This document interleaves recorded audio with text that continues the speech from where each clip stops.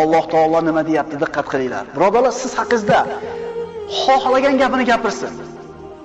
Sizning ustingizda xohlagan ishini qilaman desin. Kim aytgani bo'ladi? Alloh aytayapti. Shak shubhasiz biz ular sizni masxara qilib aytayotgan so'zlaridan dilingiz siqilishini bilurmiz. Bandalarim dillari siqilayotganini men bilaman, deyapti. Muhammad alayhisalom haqida shunaqa gap gapirilgan.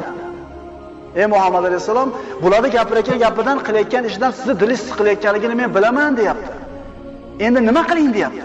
Xuddi shularga o'xshab borib gap qaytaring, ularga shu o'zlariga yarasha ish qiling yoki shu fe'liga yarasha fe'l qiling dedimi? Nima deyapti? Voy parvo qilmang, deyapti. Oyat davomini o'qiymiz. Shak shubhasiz biz sizni ular masxara qilib aytayotgan so'zlarini eshitib siqilayotganligingizni bilamiz biz, deyapti. Bas siz Parvardigoringizga hamda aytish bilan u zotni